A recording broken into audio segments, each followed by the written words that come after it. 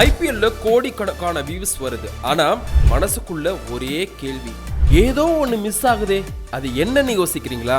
இந்த வீடியோவை கடைசி வரைக்கும் பாருங்க, நானே சொல்றேன். ஐபிஎல்னாலே ரசிகர்களுக்கு முதல்ல ஞாபகத்துக்கு வருது சென்னை மற்றும் மும்பை டீம் தான். ஆனா இந்த முறை அந்த அணிகளே திக்கு திணறிட்டு இருக்காங்க. மும்பையோட கேப்டன்சி குழப்பம், அணியாக ஒருங்கிணைந்து விளையாட முடிய சூழல், ரசிகர்களோட எதிர்பார்ப்பை பூர்த்தி செய்ய முடியாம போறது. அதே மாதிரி சென்னை ரசிகர்கள் டோனியை பார்க்க தான் மைதானத்துக்கே வராங்க. ஆனா டோனி இதுவரைக்கும் தாளையே காட்டல. மறுபக்கம் காயத்தால ரோஹித் சர்மா இல்லாதது, இது எல்லாமே ரசிகர்களோட மனநிலையை பெரிய அளவுல பாதிச்சிருக்கு. இதையும் தாண்டி உண்மையான கிரிக்கெட் ரசிகர்களை வருத்தப்பட வைக்கிற விஷயம் போட்டியின் தரம். இன்னைக்கு ஒரு இன்னிங்ஸ்ல 200 ரன்கள் அடிக்கிறது ரொம்ப சாதாரண விஷயமா மாறிடுச்சு.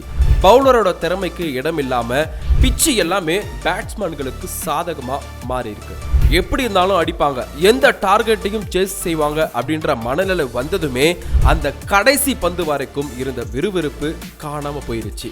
நாங்க பார்த்து வளர்ந்த கிரிக்கெட் இது இல்ல அப்படின்ற ஆதங்கம் கிரிக்கெட் லவர்ஸ் முகத்துல ரொம்ப தெளிவாவே தெரியுது.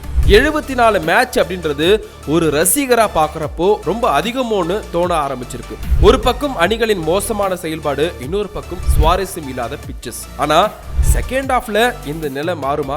உண்மையான கிரிக்கெட் ரசிகரா நீங்க என்ன நினைக்கிறீங்கன்னு அப்படியே கமெண்ட்ல சொல்லுங்க. இந்த மாதிரி ஐபிஎல் அப்டேட்ஸ் உடனுக்குடன் தெரிஞ்சுக்க நம்ம பேஜை ஃபாலோ பண்ணிக்கோங்க.